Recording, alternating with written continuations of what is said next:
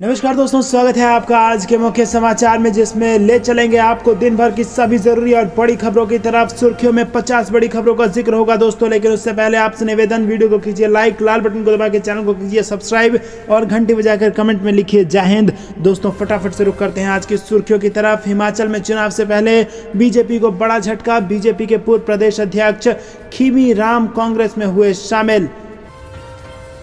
अशोक गहलोत होंगे गुजरात चुनाव के पर्यवेक्षक। सचिन पायलट को भी कांग्रेस ने दी बड़ी जिम्मेदारी। नई संसद के अशोक स्तंभ पर विपक्ष ने उठाए सवाल। प्रशांत भूषण ने गोडसे से की इसकी तुलना। वहीं गुजरात और हिमाचल प्रदेश में विधानसभा चुनाव को देखते हुए कांग्रेस ने शुरू कर ली सारी तैयारी। नगरीय निकाय चुनाव के आखिरी चरण का मतदान कल। बारिश का पानी भरने से कई जगह बदले गए मतदान केंद्र। मध्य प्रदेश से बड़ी खबर। राहुल गांधी गए विदेश। संसद सत्र शुरू होने से पहले आएंगे वापस। कांग्रेस विधायकों से मिले राष्ट्रपति उम्मीदवार यशवंत सिन्हा। कहा, वाजपेयी के समय सहमति से चलती थी सरकार। दिल्ली हाईकोर्ट ने पीएम केयर्स फंड पर पीएमओ से मांगा जवाब। विस्तृत और संपूर्ण जवाब देने को कहा। अराजकता आबादी से नहीं, लोकतंत्र की बर्बादी से उपजती है। योगी के बयान पर अखिलेश यादव का पलटवार। जनसंख्या विस्फोट किसी धर्म के लिए खतरा नहीं, नकवी ने सीएम योगी को दी सलाह। भारत जोड़ो यात्रा की रूपरेखा तैयार करने में जुटी कांग्रेस। 14 जुलाई को बुलाई अहम बैठक। राघव चड्ढा को पंजाब सरकार के सलाहकार पैनल का अध्यक्ष बनाए जाने पर बवाल। हाईकोर्ट पहुंचा मामला।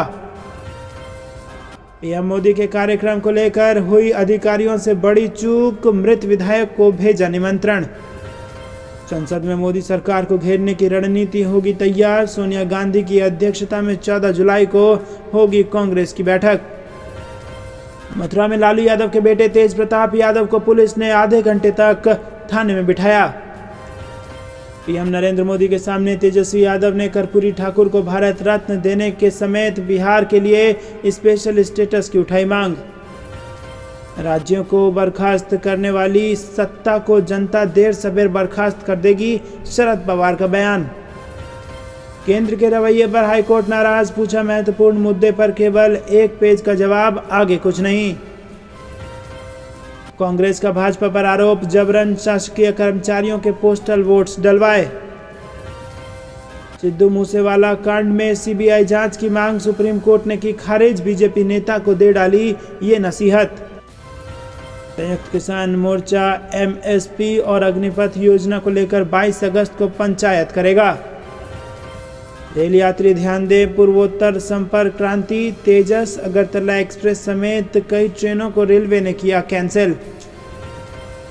बढ़ती महंगाई को लेकर बढ़ी सरकार की चिंता। वित्त मंत्री ने कहा, एक एक प्रोडक्ट की कीमत पर रहेगी नजर।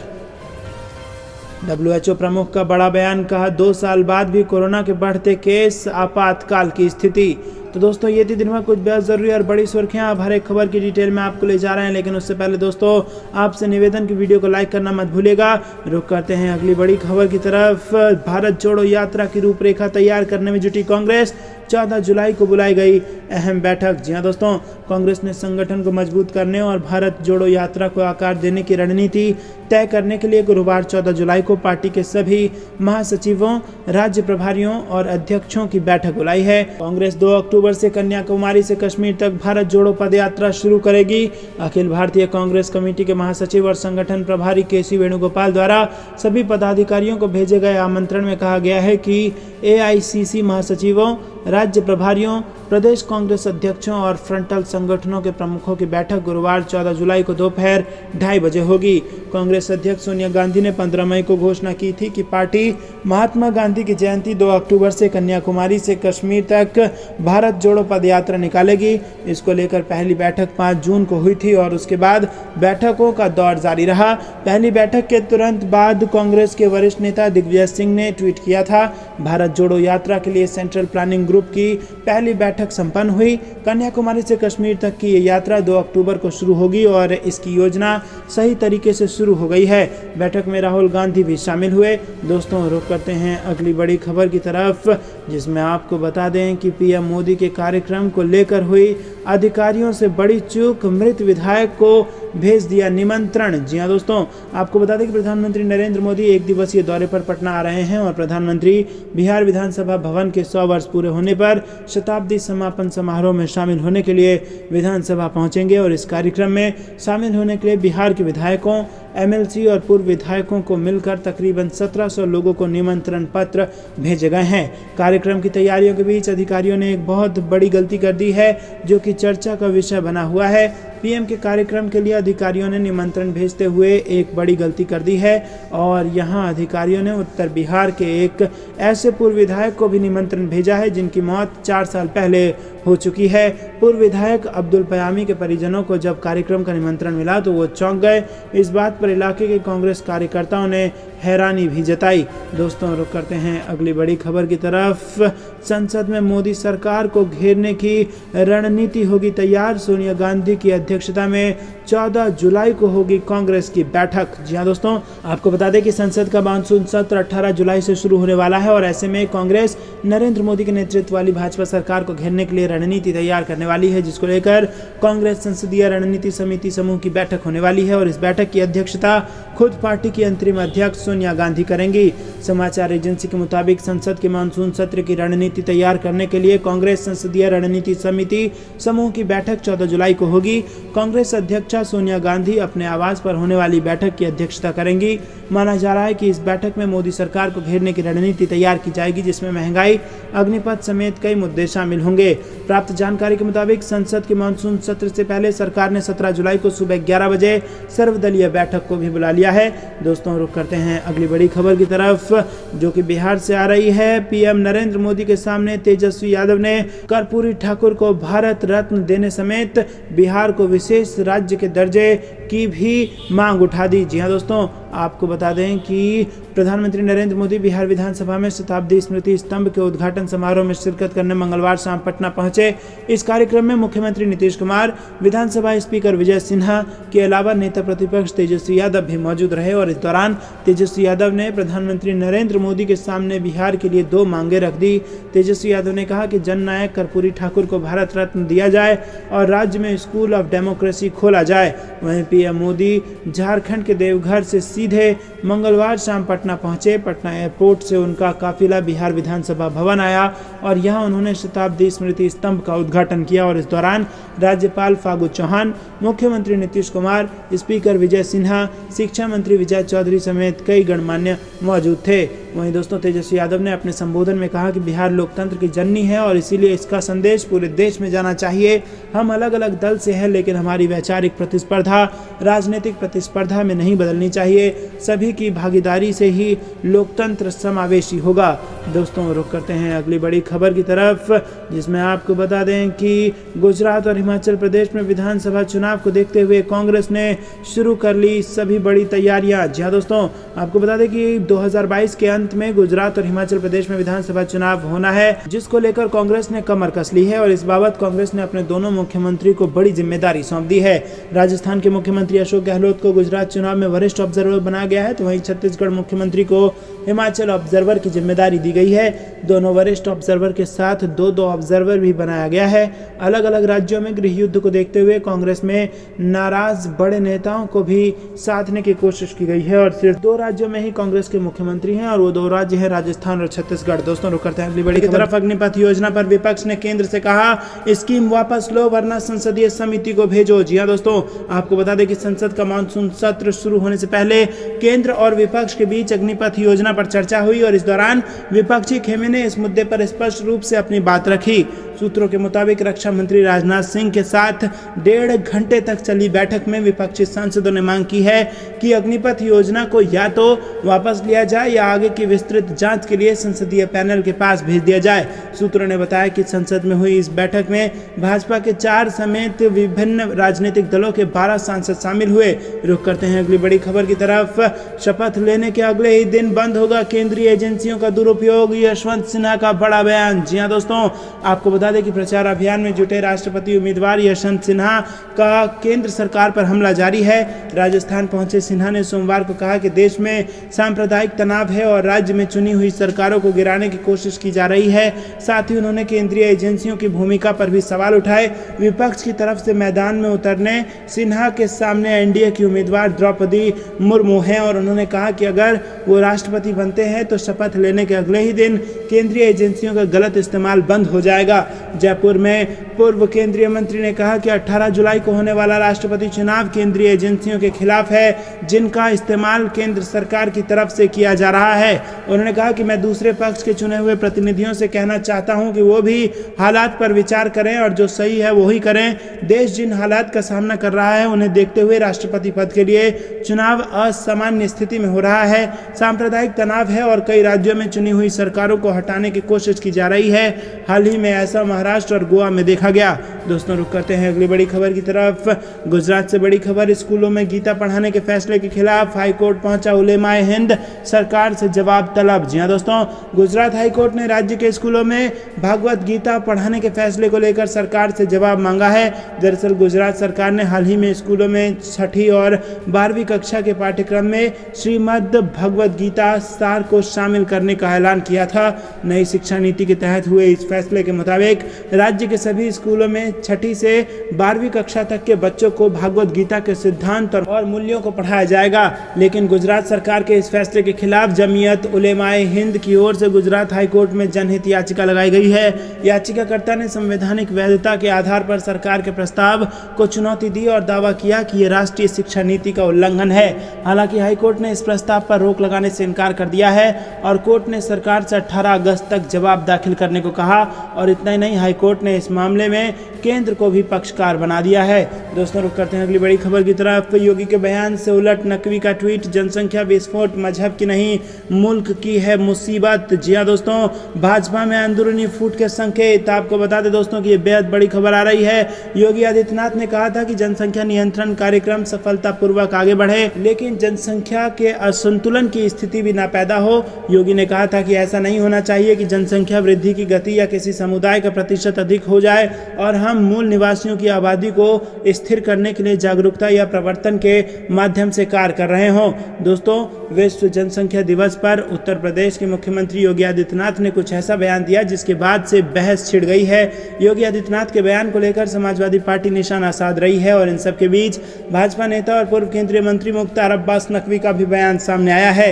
नकवी ने साफ तौर पर कहा है कि जनसंख्या विस्फोट को किसी धर्म से जोड़ना जायज नहीं है।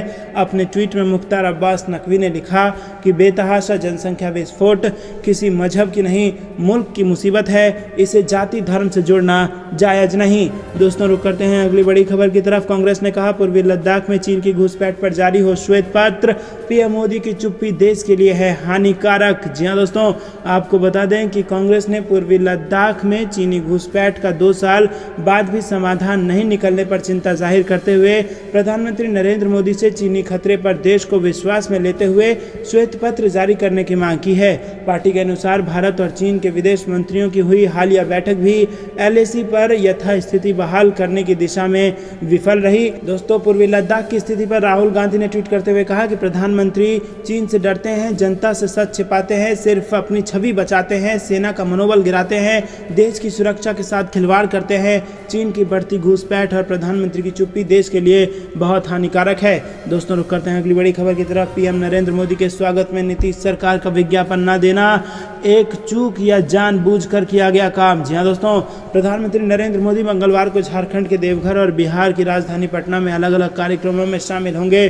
प्रधानमंत्री नरेंद्र मोदी के कार्यक्रम के सिलसिले में झारखंड के मुख्यमंत्री हेमंत सोरेन राज्य के सभी अखबारों में विज्ञापन जारी किया है उन्होंने, लेकिन बिहार के अखबारों में मुख्यमंत्री नीतीश कुमार की सरकार ने ऐसा कोई विज्ञापन नहीं दिया। इससे यही प्रतीत हो रहा है कि राज्य में सत्तारूढ़ एनडीए के 2 महत्वपूर्ण घटक जनता दल यूनाइटेड और भाजपा में एक बार फिर सब कुछ सामान्य नहीं है।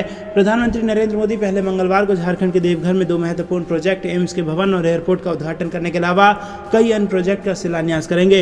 रुक करते हैं अगली बड़ी खबर की तरफ। एम्स में लालू यादव को गीता पाठ से रोका, भड़के तेज प्रताप बोले ये महापाप कीमत चुकानी होगी। जी हां दोस्तों, दिल्ली एम्स में भर्ती आरजेडी प्रमुख लालू प्रसाद यादव को गीता पाठ करने व सुनने से रोकने का मामला सामने आया है। उनके पुत्र तेज प्रताप यादव ने इस पर कड़ी नाराजगी प्रकट की है। तेज प्रताप यादव ने आरोप लगाया कि पिताजी को अस्पताल में श्रीमद् भगवद गीता का पाठ करने एवं सुनने से रोक दिया गया, जबकि पिताजी को गीता पाठ पढ़ना एवं सुनना काफ़ी पसंद है।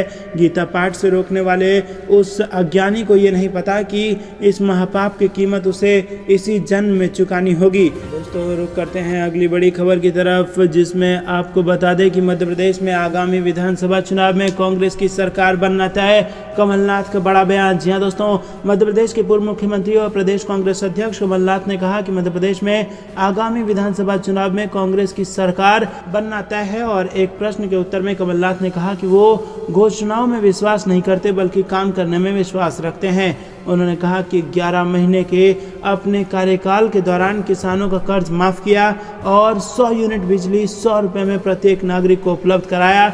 इससे पहले कमलनाथ ने शहर में आमंत्रित बुद्धिजीवियों से चर्चा की और विभिन्न प्रश्नों के उत्तर दिए। दोस्तों रुक करते हैं अगली बड़ी खबर की तरफ, जिसमें आपको बता दें कि केंद्र सरकार का मत्तेवाड़ा प्रोजेक्ट रद्द, जंगल उजाड़ने के विरोध में सीएम पंजाब ने बदला फैसला। जी हां दोस्तों, पंजाब के मुख्यमंत्री ने सोमवार को ऐलान किया कि राज्य के जंगलों और बहुमूल्य जल स्रोतों को बचाने के लिए मत्तेवाड़ा के जंगलों के नजदीक प्रस्तावित जगह पर कोई औद्योगिक इकाई नहीं लगेगी। मत्तेवाड़ा जंगल बाड़े सार्वजनिक एक्शन कमेटी के साथ मीटिंग। मत्तेवाड़ा जंगल के बारे में सार्वजनिक एक्शन कमेटी के साथ मीटिंग के बाद मुख्यमंत्री ने स्पष्ट किया कि न सिर्फ मत्तेवाड़ा बल्कि राज्य सरकार पंजाब के किसी भी नदी के किनारे कोई उद्योग स्थापित करने की इजाजत नहीं देगी। दोस्तों रुक करते हैं अगली बड़ी खबर की तरफ। बिहार में महंगाई के खिलाफ महागठबंधन का प्रदर्शन अब 7 अगस्त को होगा, तेजस्वी बोले। मुहर्रम के चलते बदली गई तारीख। जी हां दोस्तों, आरजेडी नेता तेजस्वी यादव के नेतृत्व में बिहार महागठबंधन में शामिल सभी पार्टियों के नेता महंगाई के खिलाफ बड़ा प्रदर्शन करने जा रहे हैं। महागठबंधन का सभी जिलों में प्रदर्शन अब 7 अगस्त को होगा, लेकिन दोस्तों पहले इसकी तारीख 9 अगस्त रखी गई थी, मगर मुहर्रम के चलते इसे बदल दिया गया। महागठबंधन में शामिल पार्टियां नीतीश कुमार और केंद्र की नरेंद्र मोदी सरकार को महंगाई, बेरोजगारी और किसानों से जुड़े मुद्दे पर घेरेंगे। रुक करते हैं अगली। दूसरी पार्टी के विधायकों को खरीदकर अपनी पार्टी में ला रही है बीजेपी, कीर्ति आजाद का बड़ा बयान। उद्धव ठाकरे पार्टी बचाने को एक्टिव, धनुष बाण की लड़ाई, पहले ही छोड़ा तीर और पहुंचे चुनाव आयोग। अग्निपथ स्कीम की वापसी पर अड़ा विपक्ष, रक्षा मंत्री को सौंपा ज्ञापन। रामगोपाल यादव का बड़ा दावा, कहा ओपी राजभर विपक्ष के उम्मीदवार यशवंत सिन्हा के साथ। सलमान खान की जान का दुश्मन बना लॉरेंस बिश्नोई, काले हिरण मामले को लेकर फिर से दी धमकी। नए मामले में बढ़ सकती है आदित्य ठाकरे की मुश्किलें, दर्ज होंगी एफआईआर। राष्ट्रपति चुनाव जीतने के लिए गोवा में तोड़फोड़ कर रही भाजपा, बोले मल्लिकार्जुन खड़गे। 22 साल पहले छात्र नेता की हत्या मामले में सुनवाई, अब 13 जुलाई को। अजय मिश्रा टेनी है इसमें आरोपी। लखीमपुर खीरी के तिकोनिया कांड में आशीष मिश्रा की जमानत पर कल भी जारी रहेगी सुनवाई। सीतापुर से तिहाड़ जेल भेजा गया मोहम्मद जुबैर, लखीमपुर कोर्ट में हुई ऑनलाइन पेशी। कांग्रेस ने आदिवासी युवकों की पिटाई करने वाले पुलिसकर्मियों के निलंबन की उठाई मांग। वहीं गुजरात में भारी बारिश, नदी नाले उफान पर, सीएम भूपेंद्र पटेल ने किया हालात का जायजा। वहीं प्रचार के अंतिम दिन भाजपा कांग्रेस ने झोंकी ताकत, कमलनाथ का रोड शो, बीजेपी की विजय संकल्प यात्रा। मध्य प्रदेश की राजधानी भोपाल में 24 घंटे में 47.6 मिलीमीटर बारिश, कई इलाकों में घुसा पानी, मौसम विभाग की भारी बारिश की चेतावनी।